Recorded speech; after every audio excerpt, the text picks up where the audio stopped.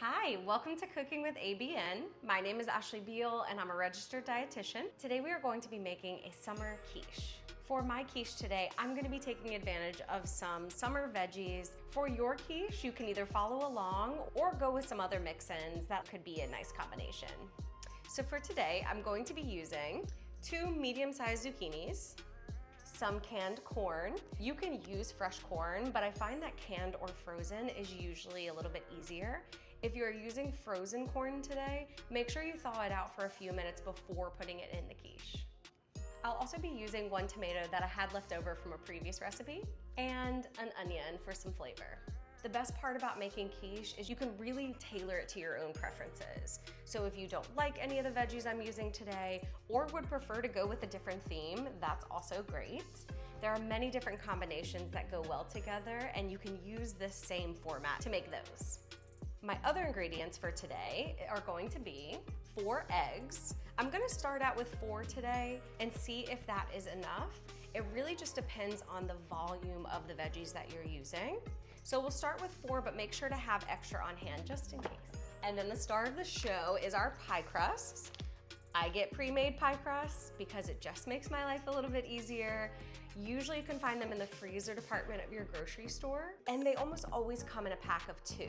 I love this because it gives you the option of making 2 quiches at one time, whether you want to make 2 different kinds of quiches, double the recipe you're using so that way you can make more servings, or to make 2 and then freeze for later. Now, usually we always incorporate some kind of cheese. For today, I'm going to be using mozzarella cheese.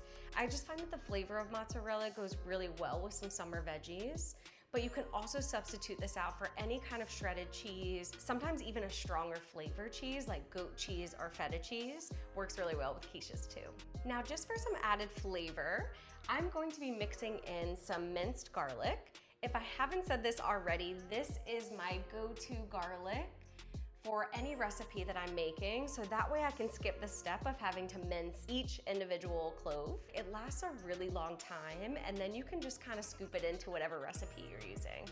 I'm also gonna be adding some oregano and basil. Again, I'm just sticking on theme here with the summer flavors. You can use whichever kind you like, and if you have fresh on hand, you can also add those. To balance out some of the flavors, I'm also gonna be seasoning it with a little pinch of salt.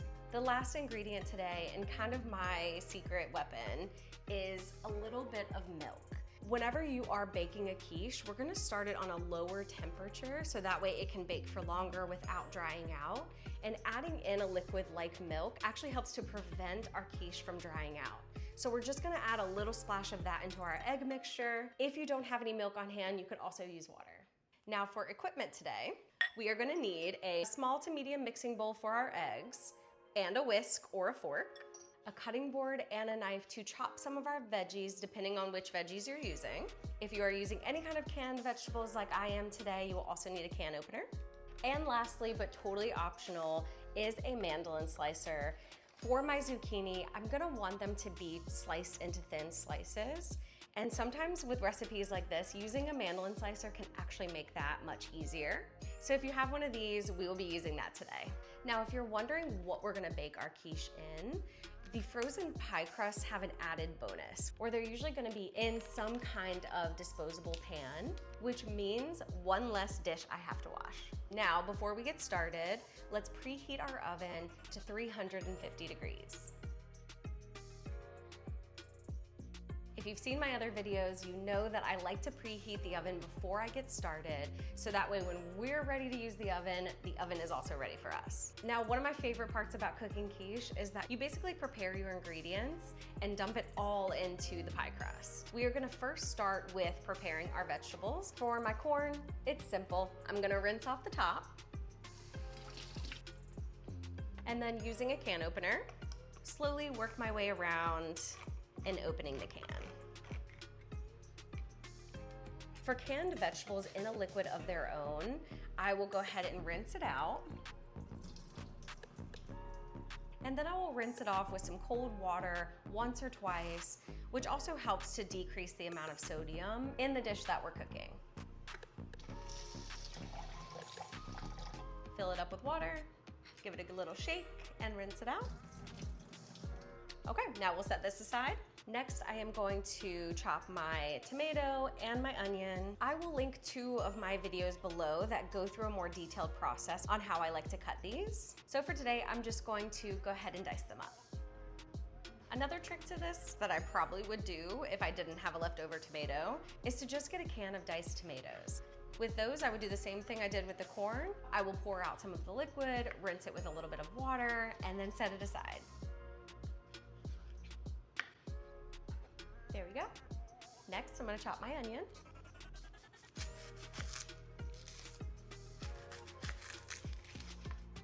If you find that you're sensitive to chopping onions and they make your eyes water, I have another tool that I usually use to dice it. Using that tool is also an option to make it a little bit easier, especially if you're making this in the morning or the night before, and you don't want to put so much effort into it.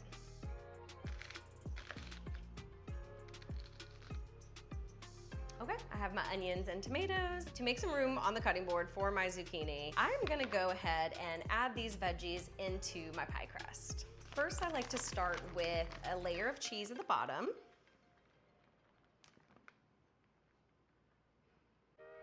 Just like that. Then I will add my tomatoes and my onions. If you have some extra like me, we can just use them for a recipe later on in the week or for another quiche. Okay, now that I have cleared off my cutting board, I'm gonna take my mandolin slicer and just kind of situate it over top of the cutting board. That way all of the zucchini that I end up slicing ends up on there. To prepare my zucchini, I'm going to rinse it off. Take my knife to just kind of cut a little slice at the end to get it started. I usually will start with the end that doesn't have this little head on it because it allows me to hold onto this while I'm slicing. Now, being very careful, I'm gonna set it to the thickness that I would like, which will be about 1/8 to 1/4 of an inch. If you are slicing them yourself and some of them are coming out in different sizes, that's okay. You could always take the thicker slices and just cut those in half into moon shapes. Now, I really like this mandolin slicer because it's not as bulky as some of the others that I've seen, and it's really easy to clean. I will link this one or something similar in the comments below if you're interested. And it comes with this nice little attachment. So that way, if you're using smaller veggies, you can use this as a way to protect your hand. To get started, I'm gonna slice it about halfway through, holding on to the top piece. And then once it gets smaller, I'm gonna use my attachment. So for now, I can just take it off. Being very careful, you're just gonna slice the zucchini up and down. This will be what your slices will look like. And it's very easy. Because this zucchini just so happens to have a taller head on it, I'm just gonna go ahead and do the rest with my hand. You're welcome to make a judgment call based on what you feel comfortable doing. But just take your time, one zucchini at a time. I'll do the same thing for my other piece.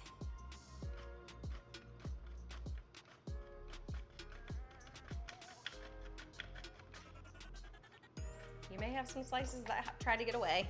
Now this one does not have as big of a head on it, so I'm going to add back the attachment, use my little protector to hold the zucchini in place, and then just keep doing the same.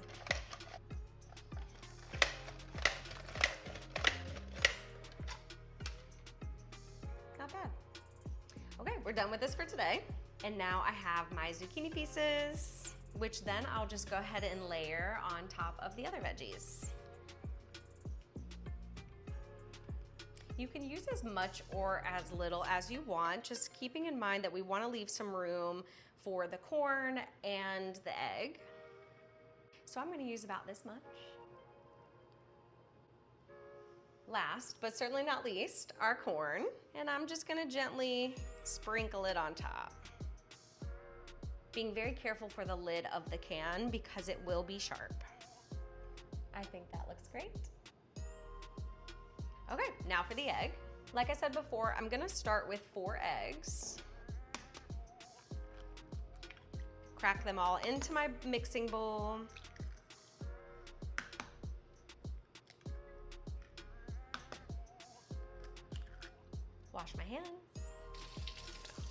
flavor it with a pinch of salt. Add a splash of milk. Like that. It's probably about 1 to 2 tablespoons at most. And then scramble. Making sure to mix in the milk.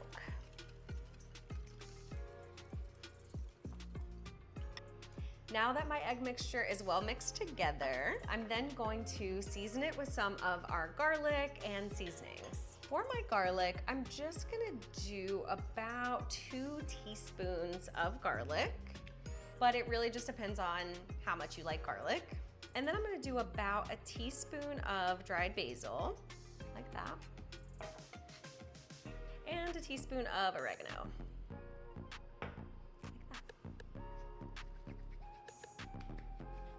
Give it another good stir.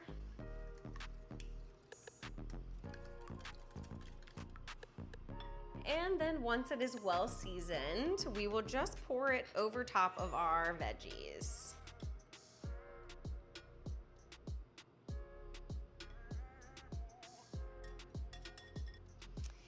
So you will see here that I have a little bit of extra room for more filling. So I'm just gonna scramble up 1 additional egg just to put it on top. This is where it helps to have a little bit extra on hand, especially when you're not following a recipe. So for this, just mixing my egg. You don't have to add any seasoning to it because it's just a little extra. And then pour that over top. Making sure it's evenly dispersed, and that's much better. Last but not least, I'm going to do an additional layer of cheese right on top.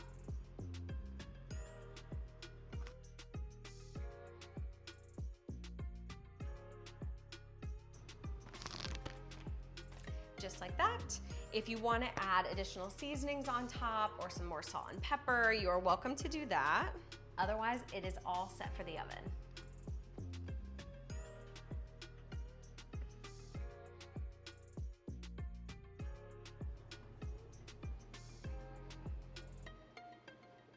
Okay, here's our quiche. I ended up leaving it in the oven for an additional 5 minutes, just so that way I could get that nice golden brown color on top. So the total cooking time for mine was about 45 minutes. Now, before I start to cut into my quiche, I'm gonna let it cool off for about 10 to 15 minutes. You can leave it on any heat-resistant surface, but I'm gonna let mine cool on a cooling rack, just to let it cool a little faster. There we go. I'll be back in about 10 to 15 minutes. Now that I've given it some time to cool, I'm going to take my cutting knife from before and just kind of gently cut through the crust. Making sure you're cutting all the way down to the bottom. I usually like to do this on a cutting board, just in case I poke through the tin that it came in, or I need a little bit more reinforcement. So I cut right down the middle, turn it, cut it again, and then one more time.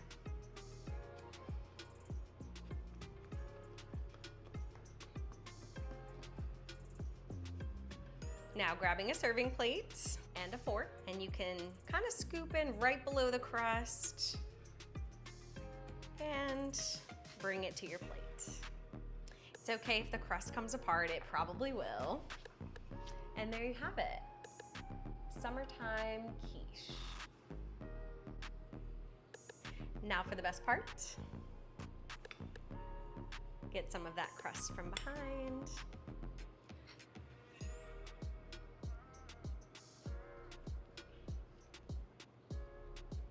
It's so refreshing and tasty. You get that nice crunch from the outside crust. And the veggies are cooked so well. I always love this dish, whether it's summertime or not, when I'm on a group trip or I have friends in town or I'm feeding a family, because it makes so many servings, and it's usually a fan favorite. Did you know that making a quiche could be this easy? If you gave it a try, let me know what you think. Otherwise, thank you so much for being here today, and I'll see you next time.